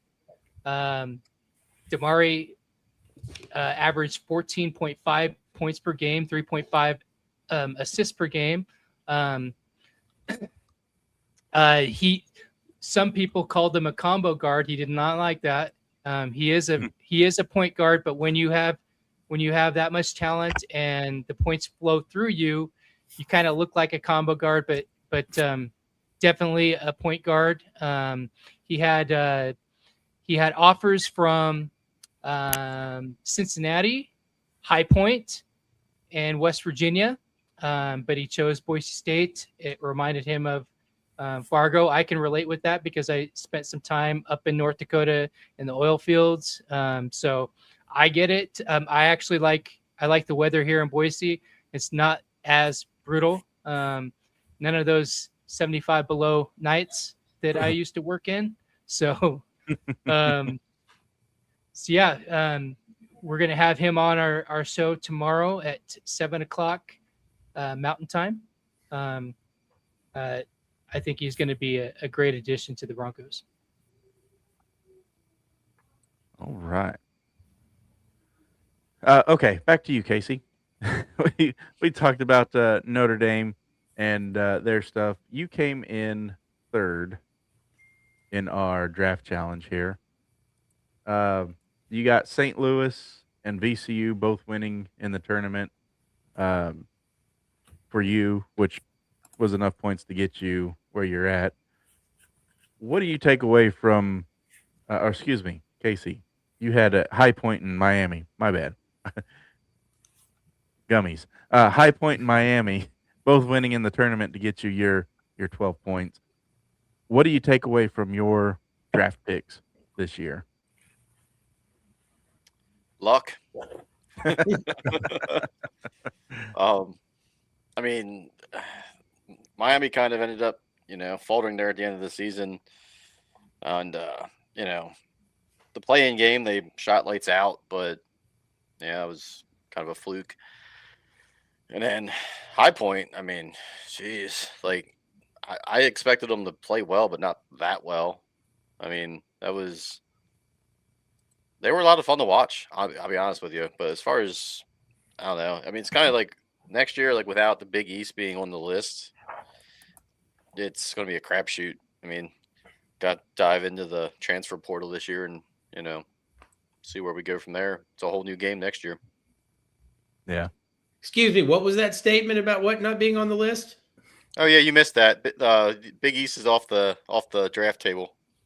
Hold on now. Wait, I misheard you because I'm allergic to BS. No. I've already drafted them.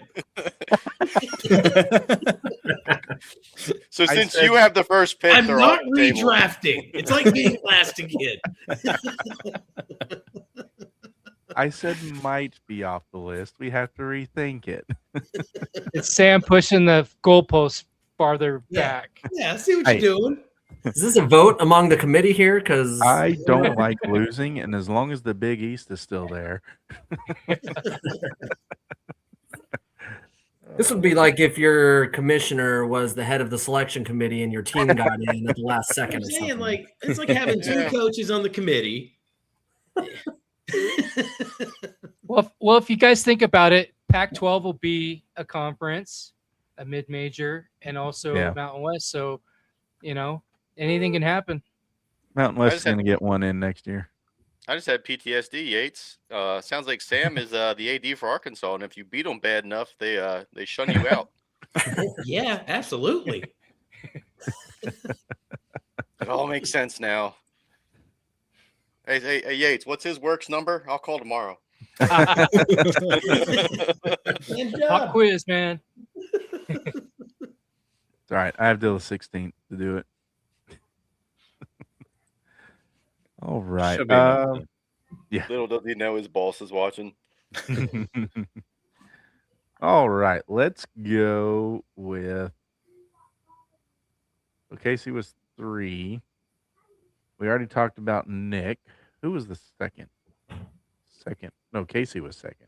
Dom was 3. That's what it is. There we go. Dominic. Send me some gummies. What's your takeaway on your season and how you drafted? Well, I mean, I think I started off fairly well with the draft. I thought I've, picked conferences. One, I kind of liked, and two, we're going to do decent.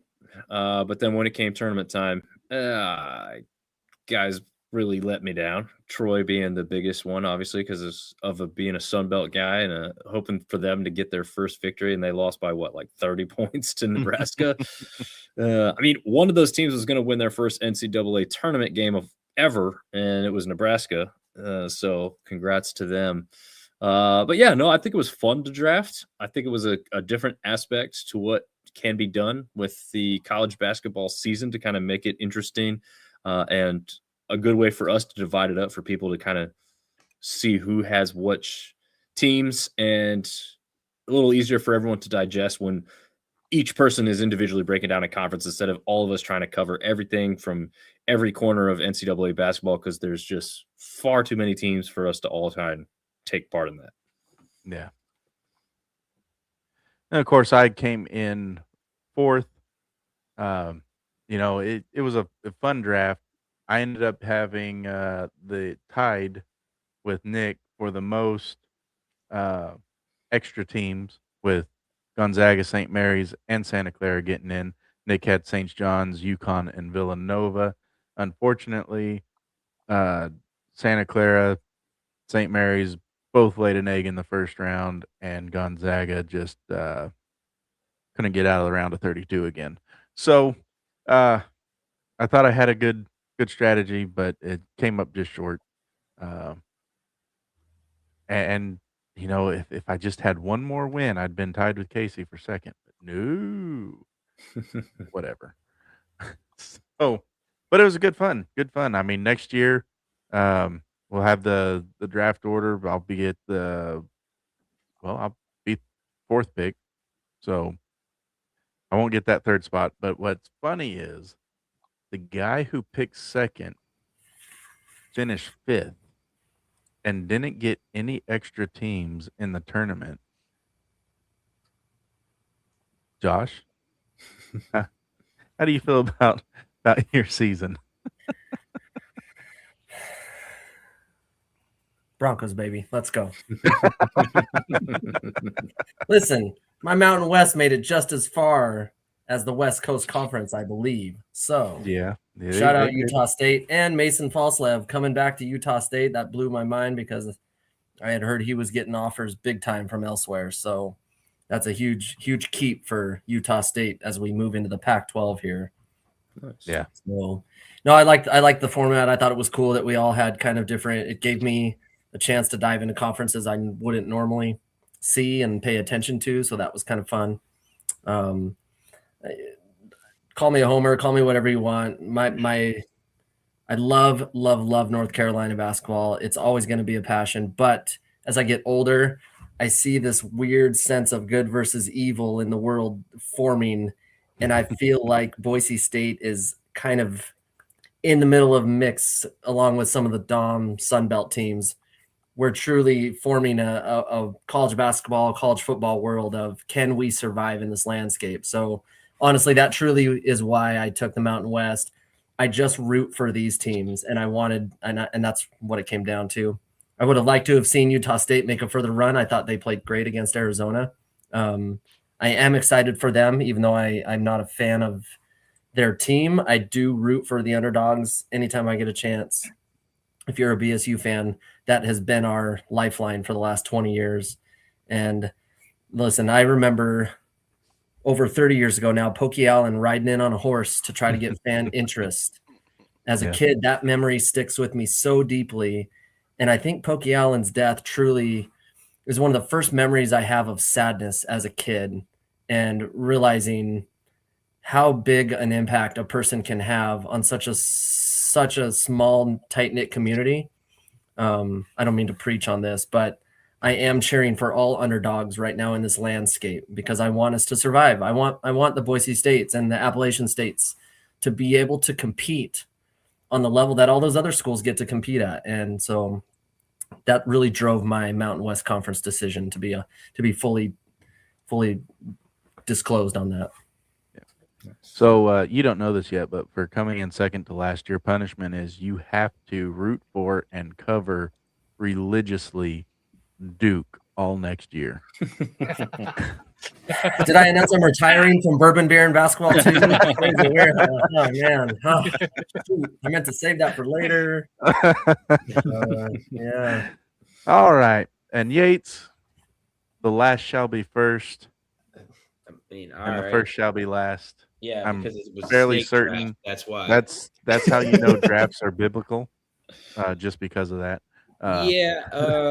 So Pastor Sam preaching. ChatGPT did its thing. I tried my best. There were no good options after the Big East. The MEAC was right there.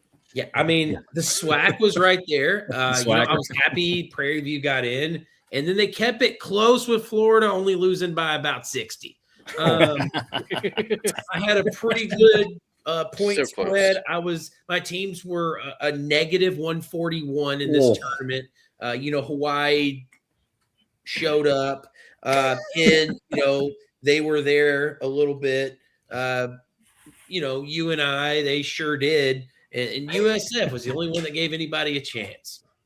And sure, they actually did. And they blew it. Anyway. And lost their coach. Yeah, then they lost their coach. But then they got a pretty good one. So yeah, that's true.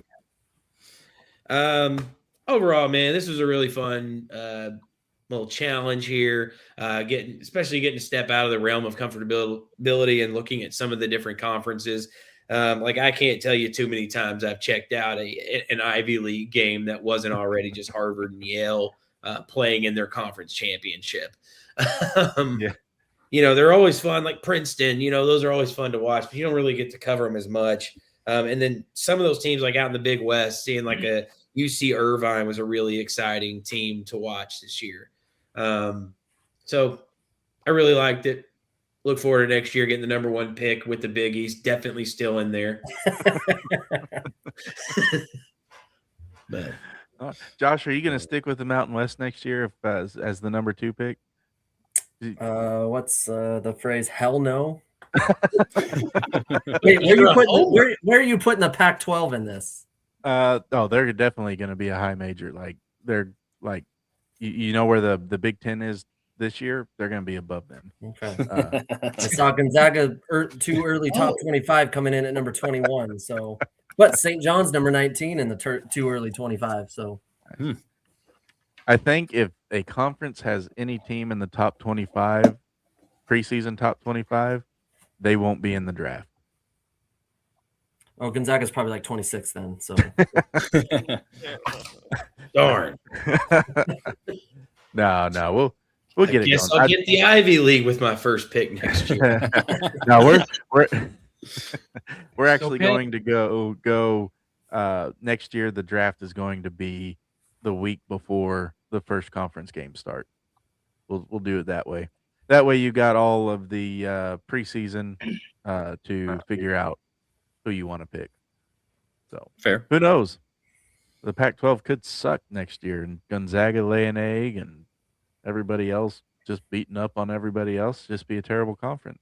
They did lose some big time players at Gonzaga, so I'm curious to see how Mark Few comes through in the next 6 months. Yep. All right. Well, we've already kind of done some brand shout outs, but let's go real quick around the table. Say your final thoughts, your final piece. We'll start with Nick, and just when Nick's done, we'll go Dominic, Josh, Yates, Casey, and then I'll wrap it up. Your final thoughts, fellas. Go for it.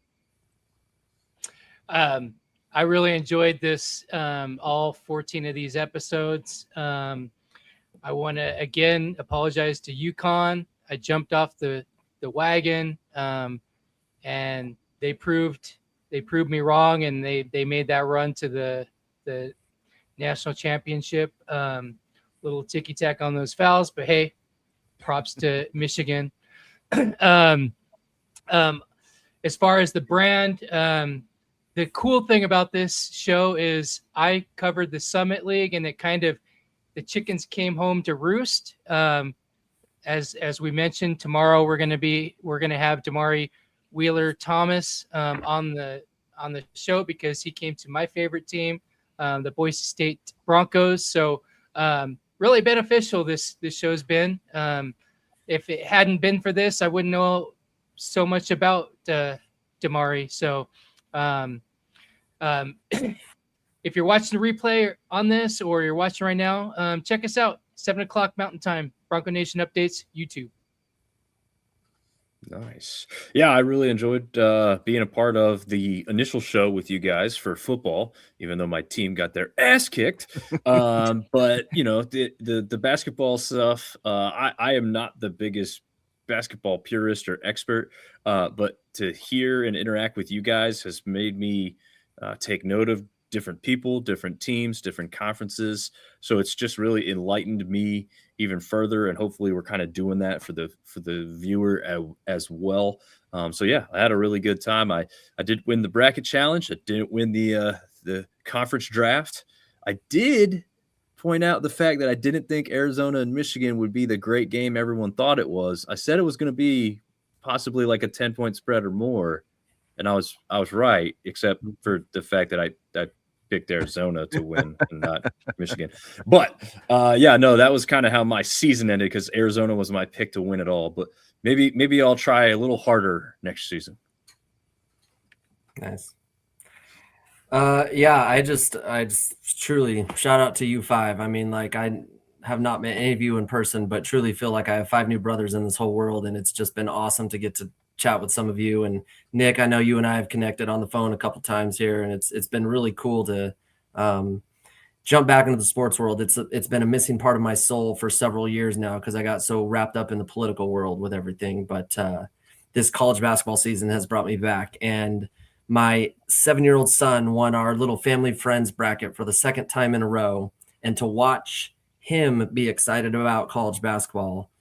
Nothing better in life than seeing your own kids start to develop a passion for something that you have a passion for as well. So if you've got kids out there and you're watching the show, get them involved in things.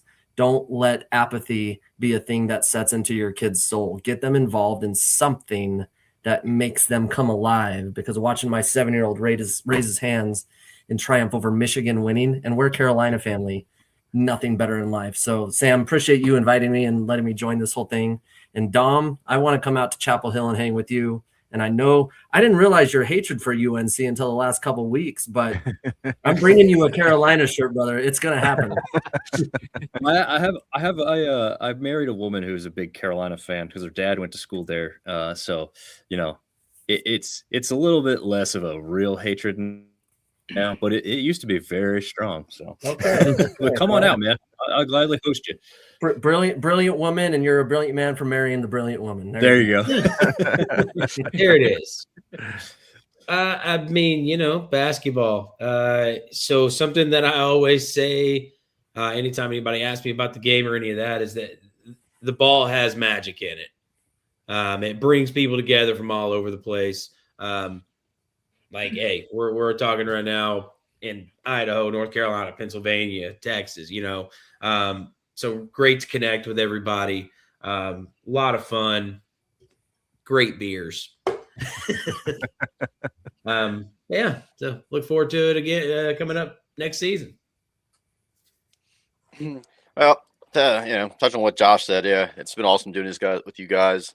Did it with Dom, Nick, and Sam for football, and yeah, if you guys do hockey, I mean, football is where I'm at. Like, I want to talk with Sam at some point about maybe doing something for the draft, even though it's only 2 weeks out. But yeah, I mean, I'm really hoping that college sports find a way to equalize and balance everything out, because this whole thing is not sustainable. Man, is it fun to talk about.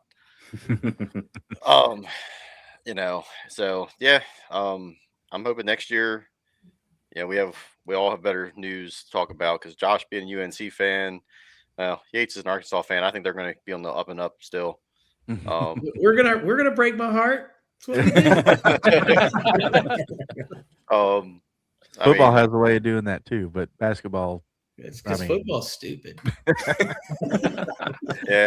Although I will say, Yates, the last time somebody said about there being magic in a ball, there was Magic Johnson and everybody got AIDS.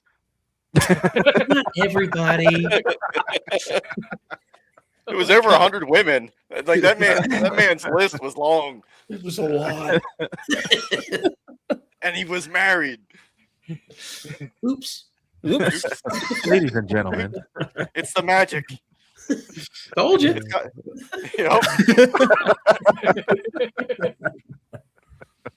That ball has some sort of magic in it. Yep. Oh man. Well, fellas, this has been truly a great experience, and for sure, if anybody wants to be on a draft show, I'd invite every one of you. We'll sit around on air and maybe sit and watch the entire first round of the draft, and then figure out, kind of maybe speculate who's going to be drafted later on and stuff. I'm open to that. Anybody that wants to join me. Well, we can talk about that a little bit later. But as far as this show, getting to go around and drink at the different breweries on purpose, and not just because it's the only thing to do in the town that you're in, it's been fun. I mean, I don't drink to get drunk. I don't hardly ever get buzzed, really, unless it's a Wednesday night. And 10-pointers. yeah, a Wednesday night with 10-pointers. So, but I've had fun with this show. I've had fun highlighting the different breweries, locals, and I just hope this show gets one day gets to where we're housing hundreds of thousands of people. Maybe not hundreds of thousands, but at least 1,000 plus people tuning in to watch, and we get some of those big time sponsorships coming in and make the show really worth it for everybody, both on the screen and those watching. But I've got big dreams for this platform, and I just hope that they come true. And you guys have really made these last 14 weeks super fun. Nick, thank you for pulling me out of the group and elevating me up to this level, and then it just kind of took off from there. I know we've talked about it before. Nick, he just said, "Hey, you want to do your cheer guides?" I used to do cheer guides for the Boise State football team to figure out where they, uh, who we wanted to win and lose to get Boise State ranked higher in the CFP to get the best seating. And Nick said, "Hey, you want to do these live instead of just posting them in the group?" I'm like, you know what? Sure, I could do that. Uh, but yeah, I just loved every minute of it. We've grown so much from here. We went from just a plain blue background to all these different cool backgrounds, and it's just been a fun experience. And each and every one of you make it that way, and I'm thankful for each and every one of you. I'm thankful for the viewers. I'm thankful for the guys on TikTok and ladies on TikTok. The ones that are looking on, let's see, we got people from X and YouTube and Facebook are on right now. And so I just appreciate every single one of you. It takes a village, and I'm glad to be your leader on this show anyway. uh, but yeah, as far as what's in the future after this show, Dominic and I, we talked about doing a little hockey recorded blurb thing. Casey, if you want to be a part of that, we can make it a threesome. Yeah, that got his attention. You had me at 3. Yeah, well, the only reason I say that, I'm thinking about calling it the hat trick. So, I mean, 3 guys talking about 3 different topics in the NHL. I mean, yeah, we're coming up on playoff time that I didn't know was playoff time till Dominic said it. That tells you how much I follow. But I can learn quick. So I'm not a hockey fan. I remember my first hockey game like it was yesterday. It was the Idaho Steelheads. So Nice. I don't know who they were playing, so I guess I was lying. I don't really remember it that well. I remember that first goal being scored and a fish being thrown on the ice. I'm like, do they do that everywhere? My dad says, nope, just here. 2 weeks later, they turned the rink into a boxing ring, and I watched a boxing match. So that was kind of cool. Anyway, I digress. So we do have that different stuff coming up. If you want to watch it and be a part of it, if you want to be part of everything going on here, Bronco Nation updates on YouTube, hit the subscribe button and hit that little bell for the notification so you see whenever we go live. Tune into the show or don't. I mean, it's up to you. I do have a new series, Sam Talk Short, coming up. I actually have the first episode out. It's going to be a semi-daily series, 2 to 3 minute videos about the top sports news of the day. So it's also going to be on the YouTube channel. So check it out there. I might actually have it on TikTok as well, but for now it's just on YouTube. And again, catch us every Thursday night, Nick and I, right here as well. Bronco Nation updates for Bronco Nation Live. We don't, we cover mainly Boise State stuff, but we have a lot of people, including tomorrow night after we conclude Bronco Nation Live, we will have Doc Haskell, the Boise State esports coach. They are at the PEC National Championships this week, and we have the exclusive interview with Doc Haskell. Will be airing not live, but it will be airing right after Bronco Nation Live tomorrow night. So I see everyone dancing on their screens like they really have to pee because of all the beer they've been drinking. So we will wrap this up here. Thank you, everyone who's tuned in. Thank you, everyone who's joined the show, commented on the show, and just made this the success it's been. We all appreciate you, every one of us on the screen. I appreciate every one of you on the screen, and look forward to next year, next season, and any other show you guys want to be a part of. So, again, thank you. Stay safe. Until next time. Thanks, Sam.